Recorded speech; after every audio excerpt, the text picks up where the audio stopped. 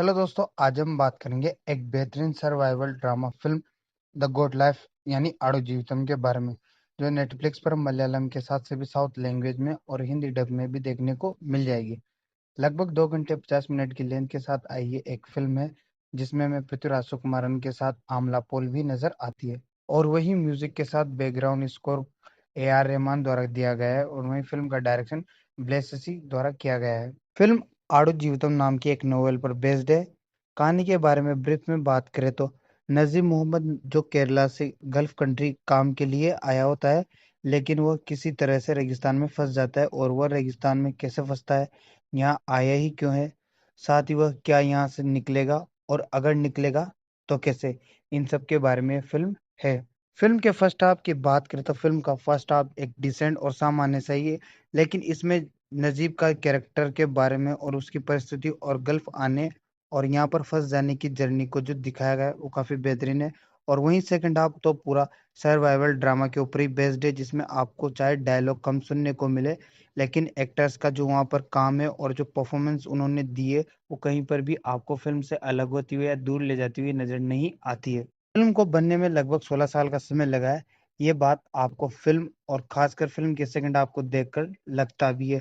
Visually film काफी बेहतरीन है और इसी खूबसूरती को कैमरामैन यानी सिनेमेटोग्राफर ने काफी ब्यूटीफुल तरीके से प्रेजेंट भी किया है। फिल्म में एक्टर डायरेक्टर का जितना काम फिल्म को बेहतरीन बनाने का है, उतना ही काम इसके बैकग्राउंड स्कोर का है, जो फिल्म की स्टोरी से इमोशनली और हर तरीके से कनेक्ट करता है। A R रहमान सर का म्यूजिक फिल्म के डिपार्टमेंट में कहीं पर भी फिल्म को कमजोर करता हुआ नजर नहीं आता है। बात करें द कैप्टन ऑफ शिप यानी डायरेक्टर के बारे में, तो मैंने डायरेक्टर का ये पहला काम इसी फिल्म का देखा है, और इसमें भी उन्होंने मेरा दिल जीत लिया। मतलब पूरी फिल्म एक कैरेक्टर यानी नजीब के थ्रू ही चलती है, लेकिन उस कैरेक्टर या उसके साथ जो भी सिचुएशन है उसके अकॉर्डिंग हर छोटी छोटी फिल्म में डिटेल देखने को मिलती है। फिर चाहे वो इंटरवल ब्लॉक पे हो, क्लाइमेक्स में हो, या स्टार्टिंग में ही क्यों ना हो, डायरेक्टर ने हर सीन और एक एक सिचुएशन में जो डिटेल का ध्यान रखा गया है वो काफी बेहतरीन था। और कहीं पर भी कैरेक्टर या स्टोरी में कैरेक्टर नकली फील नहीं देते हैं, और स्टोरी से हर तरीके से इमोशनली और एक सिचुएशन के हिसाब से कनेक्ट करते हैं, और हम ऐसा फील भी कर पाते हैं कि हम उसी के साथ चल रहे हैं। पृथ्वीराज सुकुमारन सर के काम के लिए तो मेरे पास शब्द ही नहीं है। मुझे अपने आप को बार बार याद दिलाना पड़ रहा था कि ये बंदा एक्टिंग कर रहा है। मतलब इतनी बेहतरीन परफॉर्मेंस की कैरेक्टर सामने होते हुए भी फेक नहीं लग रहे थे, और इसके लिए तो इन्हें एक नेशनल अवार्ड देना भी बनता है। मतलब पूरी फिल्म की जान नजीब का कैरेक्टर और उसमें जो परफॉर्मेंस पृथ्वीराज सुकुमारन ने दी है, लाजवाब। फिर चाहे उसका बॉडी ट्रांसफॉर्मेशन हो, वॉइस मॉड्यूलेशन हो, हाव भाव बिना डायलॉग बोले जो काम देखने को मिलता है, गजब, हेड्स अप। मतलब पृथ्वी सर का काम इतना सॉलिड है।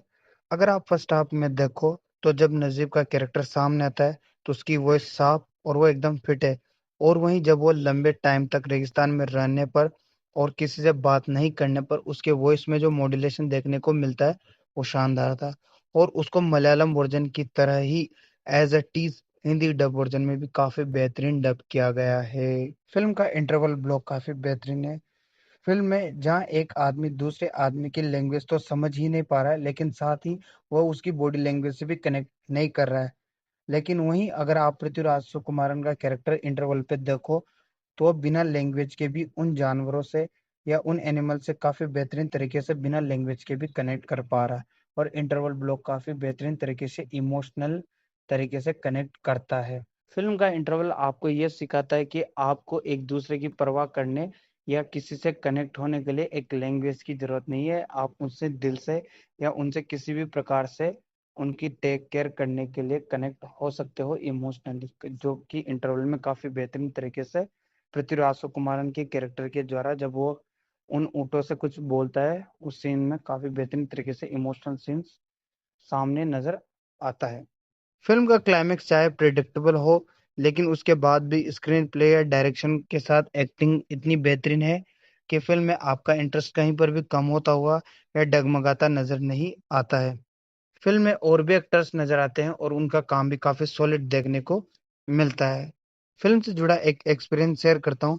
मैंने फिल्म को हिंदी डब वर्जन में देखा और काफी बेहतरीन भी डब किया है।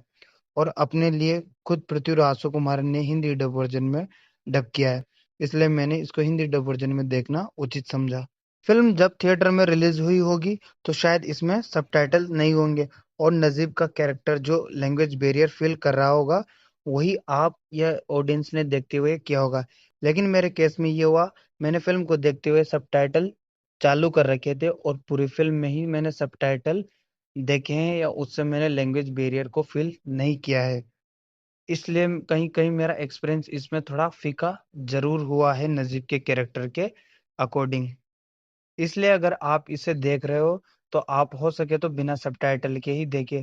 और अगर आपको सबटाइटल पढ़ने की आदत नहीं है और आपको कोई भी लैंग्वेज सुनने में अजीब लगता है तो हो सकता है ये आपको कहीं कहीं अटपटा लगे, क्योंकि बहुत सी जगह फिल्म में तमिल, मलयालम, अरबिक बोलते हुए कई अलग अलग कैरेक्टर नजर आते हैं। वहां पर आपको या तो सबटाइटल की जरूरत पड़ेगी या आपको बिना सबटाइटल के बॉडी लैंग्वेज की फिल्म को समझना पड़ेगा। और अगर आप सबटाइटल पढ़ते हैं तो आपको बड़े लग सकता है। और अगर आप एक ऐसी ऑडियंस हैं जिनको हिंदी सुननी है और सबटाइटल भी नहीं पढ़ने और सबटाइटल चालू भी नहीं रखना है, तो आपको इसमें थोड़ी परेशानी का सामना करना पड़ सकता है। फिल्म का हिंदी डब वर्जन काफी ऑथेंटिक रखा गया है, जिसमें एक कैरेक्टर हिंदी के साथ कोई और लैंग्वेज भी बोल रहा है तो उसको कहीं पर भी डब या उसको चेंज नहीं किया गया है।